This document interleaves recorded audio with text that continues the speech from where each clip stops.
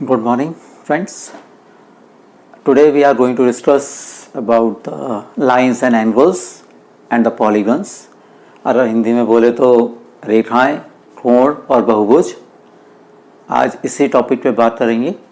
सबसे पहले तो लाइंस, रेखाएं के बारे में। मेनली हमारे पास दो तरह की रेखाएं होती हैं, समांतर रेखाएं, पैरेलल लाइंस।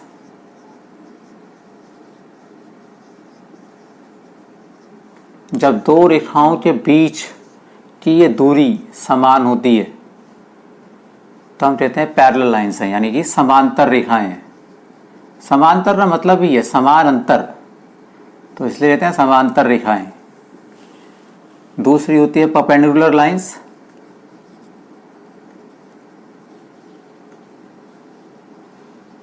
यानी कि लंबवत। ये रेखाएं जब एक दूसरे पे 90 डिग्री का कोण बनाती हैं, 90 डिग्री का, तब हम कहते हैं क्या है, लंबवत है। तीसरी रेखा होती है तिर्यक रेखा।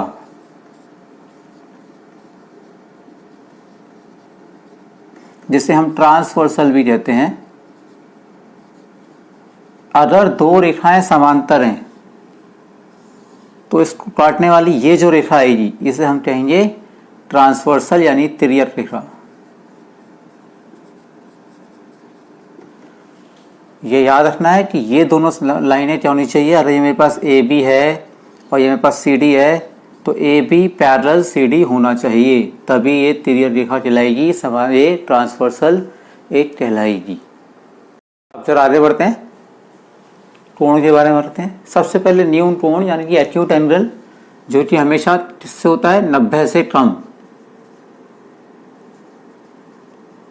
उसे हम कहते हैं एक्यूट एंगल, यानी लेस देन 90। ऑब्ट्यूज एंगल 90 से अधिक, यानी भैया ग्रेटर देन 90। राइट एंगल पूरा 90 डिग्री, यानी कि बराबर इसके 90 डिग्री की। पूरक कोण, जब दो कोण, मान लो मेरे पास दो कोण दिए अल्फा और बीटा, अगर अल्फा और बीटा का योग 90 डिग्री है तो हम कहते हैं वो क्या है, पूरक कोण, यानी सब कॉम्प्लीमेंट्री एंगल है। अगर दोनों कोणों का योग 180 डिग्री है तो हम कहते हैं वो कैसा है, सप्लीमेंट्री एंगल है, यानी कि समपूरक कोण है। आगे बढ़ें तो अब हम बात करते हैं शीर्षाभिमुख कोण, यानी वर्टिकल एंगल से वर्टिकल अपोजिट एंगल। इसके लिए जरूरी है, अगर मेरे पास मैं देखूं यहाँ पे ये लाइन और ये लाइन कट रही है एक दूसरे से, ए बी तो एक तीर से काट रही है, तो इसमें शीर्षाभिमुख कोण होंगे। सामने वाले जो आमने सामने कोण होते हैं इन्हें वर्टिकल अपोजिट यानी कि शीर्षाभिमुख कोण कहते हैं। यानी कि कोण 1 बराबर कोण 3 होगा, कोण 2 बराबर कोण 4 होगा, इसी तरह से एंगल 6 बराबर एंगल 8 होगा और एंगल 5 बराबर एंगल 7 होगा। ये होते हैं शीर्षाभिमुख कोण।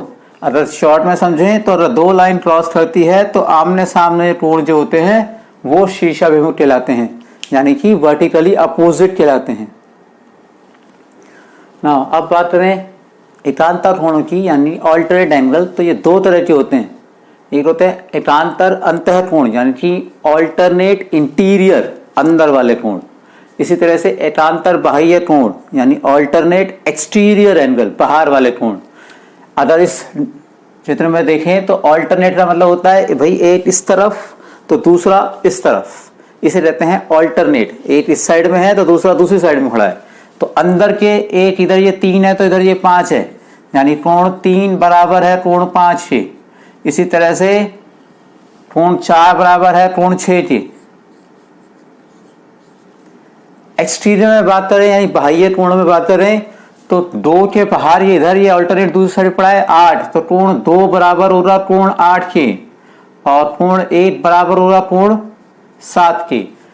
इन्हें कहते हैं एकांतर बाह्य और एकांतर अंतः कोण, यानी कि ऑल्टरनेट इंटीरियर और ऑल्टरनेट एक्सटीरियर एंगल। इसमें एक चीज याद रखनी है, ये तभी बराबर हो सकते हैं जब दोनों रेखाएं क्या हों, समांतर हों और उसको एक तीर से काट रही हूं, तभी बराबर होते हैं। याद रखना ये बात, रेखाओं का समांतर होना जरूरी है। अगले पे आते हैं कॉरस्पॉन्डिंग एंगल। कॉरस्पॉन्डिंग एंगल मतलब संगत कोण, संगत मतलब जिनकी संगत एज जैसी हो, जो एक ही साइड पे खड़े हों, ठीक है, वो एज संगत में आ जाते हैं, इसलिए हम कहते हैं कॉरस्पॉन्डिंग। तो इसमें ये एक साइड पे खड़े हुए, एक ही साइड पे ऊपर की तरफ खड़े हैं, तो इसलिए ये बराबर है एंगल 1 बराबर एंगल 5 होगा। ऐसे ही कोण 2 बराबर कोण 6 होगा। इसी तरह से कोण 4 बराबर कोण 8 होगा और कोण 3 बराबर कोण 7 होगा। संगत का मतलब समझ में आ जाए तो कॉरस्पॉन्डिंग एंगल समझना आसान हो जाता है। अब ये प्रॉपर्टी अंतःकोण योग, ये बहुत इंपॉर्टेंट है, इसे समझना जरूरी है। अगर दो रेखाएं मेरे पास समांतर हैं तो एक ही साइड के अंदर के दो कोणों का योग 180 होता है। यानी कि एंगल 4 और एंगल 5 का योग करेंगे तो मेरे पास कितना आएगा 180। ये कंफर्म्ड है, हमेशा ऐसा होगा। इसी तरह से कोण 3 और कोण 6 को प्लस करेंगे तो कितना आएगा 180। इस प्रॉपर्टी को कहते हैं sum of interior angle of the same side of transversal. तिर्यक रेखा के एक ही ओर के अंतःकोणों का योग। अगली हमारी जो प्रॉपर्टी होती है रेखीय युग्म, यानी कि लीनियर पेयर। इसे इस डायग्राम की बजाय यहां समझाऊं। अगर एक रेखा पर एक बिंदु पर दो कोण बन रहे हैं, ये मेरे पास कोण ए हो गया, ये कोण मेरे पास बी हो गया, तो इनका योग 180 ही होगा। इसे कहते हैं लीनियर पेयर। इसको एक चीज याद रखनी है कि यहां पर सिर्फ दो कोणों का योग है, इसलिए पेयर बोल रहे हैं। और हमें वैसे ही पता है डी पूरी 180 डिग्री की होती है, तो ये पूरी 180 बनाएगा ही बनाएगा, तो ये वैसे भी याद हो जाता है आराम से। अब ये सबसे इंपॉर्टेंट बात, क्योंकि जब वहां पे क्वेश्चन करना होता है 10 सेकंड में करना होता है। अगर दो रेखाएं समांतर हैं और इसे तीर रेखा काट रही है तो इन कोणों के अंतः कोणों का संधि भाजक करें। अंतः संधि भाजक इसलिए लिखा है कि अंदर के कोणों का संधि भाजक कर रहे हैं, तो ये वाला कोण और ये वाला कोण बराबर होगा, यानी कोण 9 बराबर होगा कोण 10 के। और ये भी जरूरी है कि ये दोनों 90 डिग्री होंगे, ये भी पक्का है। इसका मतलब हम कह सकते हैं कि ई जी एफ एच एक आयत होगा हमेशा। अगर रेखाएं समांतर हैं तो क्या होगा, ई जी एफ एच एक रेक्टेंगल होगा। इंग्लिश में बोले तो आयत को रेक्टेंगल ही बोलते हैं, और हमें पता है आयत में सभी कोण 90 डिग्री होते हैं, इसीलिए। चलो अब जब ना पढ़ा पहले उससे क्वेश्चन करते देखते हैं, फिर आगे बहुभुज के बारे में बताएंगे। An angle is 4 times of its complementary angle, find the angles. एक कोण अपने पूरक कोण का 4 गुना है, तो कोण बताओ दोनों कितने थे। तो आप करने बैठोगे, माना पूरक कोण, माना एक कोण माना तुमने पहले, एंगल जो मानोगे थीटा, तो दूसरा कितना हो जाएगा 4 थीटा। अब आप बोल रहे भैया थीटा प्लस 4 थीटा दोनों मिला के 90, यानी 5 थीटा बराबर 90, तो थीटा बराबर 90/5 18। अरे एक कोण 18 है तो दूसरा कितना हुआ 4 थीटा था, तो 4 गुणा में 18 72 डिग्री। इतना लंबा प्रोसेस करेंगे हम, इतना भी नहीं करेंगे। हम कहेंगे भैया जी एक कोण का, मेरा पहला कोण 1 है तो दूसरा कितना होगा 4। अब मुझे पता है दोनों का योग करूं तो इतना हो जाएगा 1 जमा 4 5। तो पहला कोण फर्स्ट एंगल कितना हो गया मेरे पास 1/5 गुणा में 1 90, काटा 18 डिग्री, खत्म। दूसरा कोण कितना हो जाएगा मेरे पास 4/5 मल्टीप्लाई बाय 180, इसे कैंसिल किया 18 18 चौक 72। हमने अनुपात पढ़ा है तो उसका यूज करेंगे। अगला क्वेश्चन सामने है, एक कोण अपने संपूरक का 5 गुना है, तो बताओ कोण कितने थे। अब फिर वही बात, एक कोण मेरे पास अगर 1 है तो दूसरा कितना है 5 है, टोटल कितना हुआ 6। तो पहला 1/6 गुणा में 180 यानी 30 डिग्री, दूसरा 5/6 गुणा में 180 यानी कि 150 डिग्री। हुआ ना जल्दी। हम इतना भी नहीं करते, हम कहते हैं भैया 1/106 30 आया, तो 180 में से 30 भी रहे तो दूसरा आ जाएगा 150 जल्दी से।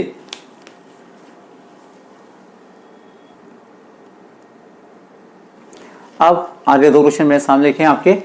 पहला क्वेश्चन, यदि ए बी समांतर है सी डी के और सी डी समांतर है ई एफ के, तो कहने का मतलब ये तीनों लाइन समांतर हैं, सीधी सी बात। तो बताओ भैया थीटा का मान क्या होगा। तो हमें पता है ये समांतर इसके है, ए बी समांतर सी डी है। अगर ए बी समांतर सी डी है तो भैया जी 18 जमा एक्स बराबर कितना हो रहा 72 के, तो एक्स बराबर कितना हो रहा 12, यानी कि कितना आया मेरे पास 54 डिग्री के। अगर x मेरे पास 54 है तो थीटा जमा x कितना हो रहा 180, तो x बराबर थीटा बराबर कितना हो जाएगा मेरे पास 180 माइनस एक्स, यानी 180 माइनस 54, माइनस 4 कितना आएगा 6 2 126 डिग्री आंसर। फटाफट से अगले क्वेश्चन में ए बी समांतर सी डी है, ये दो रेखाएं समांतर है, तो बताओ x का मान क्या होगा।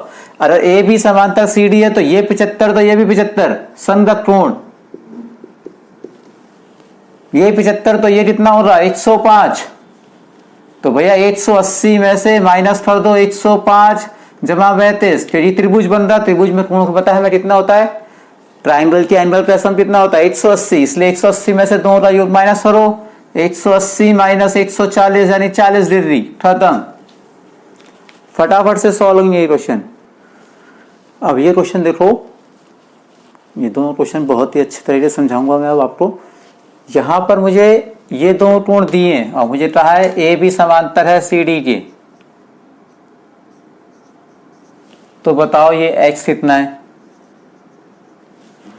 तो जब याद रखना, जब भी दो रेखाएं दी हैं और ये रेखाओं का जो मिल रही हैं अंदर की तरफ, अगर ये अंदर की तरफ मिल रही हैं तो कोणों का योग x बराबर क्या होगा 40 जमा 30 करो, सीधे आंसर पाओ 70।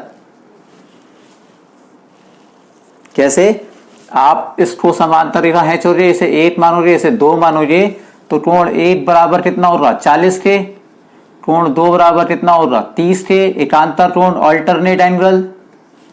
तो भैया जी 1 और 2 को जोड़ूंगा तो 70 ही आएगा ना, लेकिन इतना भी क्यों करूं, मैं सीधे बोलता हूं x बराबर 70, क्योंकि ये रेखाएं अंदर की तरफ आ रही हैं इससे। और फिर मुझसे ये पूछा है अगर यही रेखाएं समांतर यहाँ पे भी दी हुई हैं, यहां भी ये भी समांतर सी डी का है, लेकिन अब ये बाहर की तरफ आ रही है और फिर ये अंदर वाला कोण पूछा है, तो भी कुछ नहीं करना, 128 और 92 को प्लस करो, कितना आएगा मेरे पास 10 11 12 220। अब 360 में से 220 माइनस कर दो, कितना आया 140 डिग्री। तो ये कितना हो रहा मेरे पास x कितना हो रहा मेरे पास 140 डिग्री। अगर ये बाहर वाला पूछता तो ये 220 होता, अगर ये y पूछता तो y मेरे पास कितना होता 220, नहीं अगर अंदर से ही पूछा है तो 140। बिना कोई पैरेलल लाइन डाल के ड्रॉ करो फिर सॉल्व करो, इतना टाइम नहीं है। अब इस प्रश्न में देखें, ए बी समांतर है ई एफ की, ये रेखा जो जा रही है ये समांतर है इसकी, तो बताओ ये x कितना है। बाकी दो कोण आपको दिख रहे हैं 120 और 100 की है। अब आप क्या करोगे, आप पहले 120 है फिर आप इसे निकालोगे, फिर यहाँ पर ये 100 है तो फिर इसे भी निकालोगे, फिर कहोगे जितना ये है उतना ये है और फिर इसमें त्रिभुज लगाओगे। कोई जरूरत नहीं इतना लंबा करना, जल्दी से यहाँ पे एक समांतर रेखा खींचो। अगर ये मेरे पास 120 है तो ये कोण एक कितना हुआ मेरे पास 120 ही हुआ, एकांतर अल्टरनेट है। अगर ये मेरे पास 120 है तो भैया जी ये समांतर रेखाएं खींचना ना।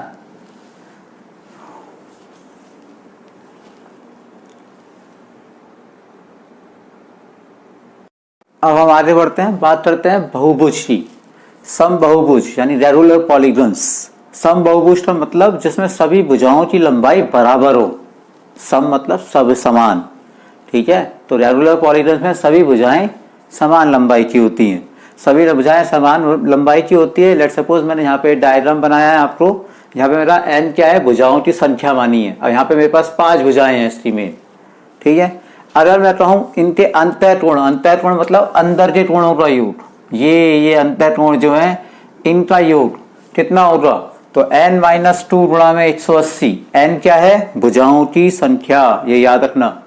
बाह्य कोणों का योग चाहे कैसा भी पॉलीगन हो, कितनी भी भुजाएं हो, देखिए उनके, अगर वो रेगुलर पॉलीगन है, सम बहुभुज है, तो उसमें बाह्य कोणों का योग हमेशा 360 ही होगा, ये हमेशा याद रखना है। अगर प्रत्येक अंतर कोण निकालना है, मैं कहूँ भाई सिर्फ एक एंगल बताओ कितने का है, तो कुछ नहीं करना, इसी में ये मेरे पास सभी भुजाओं के लिए था, एक का निकालना है तो भुजाओं की संख्या से भाग कर दिया मैंने उसे, यानी अपॉन में लिख दिया। ऐसे अगर प्रत्येक मेरे को एक्सियल एंगल चाहिए, प्रत्येक बाह्य कोण चाहिए, तो क्या करूंगा भाई, 360 सारा योग होता है, भुजाओं की संख्या से भाग कर देता हूं, यानी कि n से डिवाइड कर दूं, तो मेरे पास इंटरनल एक्सटर्नल एंगल भी आ जाएंगे। अब ये मैंने इसलिए अलग से लिखा है क्योंकि ये बहुत इंपॉर्टेंट पार्ट है। अगर हमें विकर्णों की संख्या निकालनी है, कितने विकर्ण मिलेंगे मुझे, एक रेगुलर पॉलीगन है तो उससे कितने विकर्ण होंगे, जबकि साइड कितनी है मेरे पास, संख्या कितनी है भुजाओं की, n है, तो भैया ये फॉर्मूला याद रख लो या ये रख लो, ये ज़्यादा आसान है, इसे कर लो। n माइनस 3/2, यानी अगर मैं कहूँ मेरे पास n यहाँ पर 5 है, तो विकर्ण कितने हो जाएंगे मेरे पास, डायगोनल्स मेरे पास कितने हो जाएंगे यहाँ पे, जल्दी से इधर रखें तो 5 माइनस 3/2, यानी कि 5 गुणा में 2/2, 5 ही आएंगे विकर्ण। आया समझ में? अगर मेरे पास n 6 है तो कितने हो जाएंगे, 6 माइनस 3/2, यानी 6 गुणा में 3/2। अब की बात कितने विकर्ण हो रहे, 9 हो रहे। तो इस तरह से हम विकर्णों की संख्या जल्दी जल्दी निकाल सकते हैं। अब ये क्वेश्चन पॉलीगन्स पर, if the interior angle of an polygon is 120, find the number of sides. तो हमारे पास पता है अंतः कोण वाला फॉर्मूला क्या था, अभी आपको बताऊंगा ऐसा शॉर्ट तरीका भी। देखिए अंतः कोण का फॉर्मूला वैसे क्या था, n माइनस 2 गुणा में 180 बटा में n, यहाँ अंतः कोण कितना दिया है मुझे, 120, n माइनस 2 गुणा 180 बटा में n, तो ये हो जाए 120n बराबर 180n माइनस 360, यानी कि माइनस का 60n बराबर माइनस 360, कैंसिल किया तो n बराबर 360 बटा में 60, यानी कि 6। अब इतना लंबा करने की जरूरत नहीं है, वो फॉर्मूला होता है, ठीक है। नहीं, सबसे आसान तरीका, अगर अंतः कोण दिया है, कितना दिया है 120, 180 में से 120 घटाओ कितना आया 60, 360 से 60 को भाग करो कितना आया 6, आंसर खत्म। Same equation. और अब की बार अंतः कोण 135 है, तो भुजाओं की संख्या बताओ, तो आप फिर ये फॉर्मूला लगाओगे, नहीं मैं तो वही करूंगा, 180 में से 135 गया तो कितना आया 45, तो 360 बटा 45 कितना आएगा भैया 8, आंसर भुजाओं की संख्या 8 हो रही। अगला प्रश्न, एक समबाहुभुज के सभी कोणों का योग 540 है, तो बताओ भुजाओं की संख्या क्या होगी। अब यहाँ पर योग दिया हुआ है, तो मेरे पास फॉर्मूला क्या होता है सभी कोणों के योग का, 540 बराबर n माइनस 2 गुणा में 180, और फिर आप इसे सॉल्व करोगे तो आप लिखोगे 540 बराबर 180n माइनस 360, फिर इसको लाओगे 540 प्लस 360 बटा में 180 बराबर n, मेरे पास आया 900, फिर 180 और ये 5। ऐसे नहीं करेंगे, आसान करेंगे। हमें कहा 540 तो सीधे 180 से भाग करो कितना आया 3 में हमेशा 2 ही ऐड करना है, हमेशा ऑलवेज 2 ऐड करो, 5 आंसर।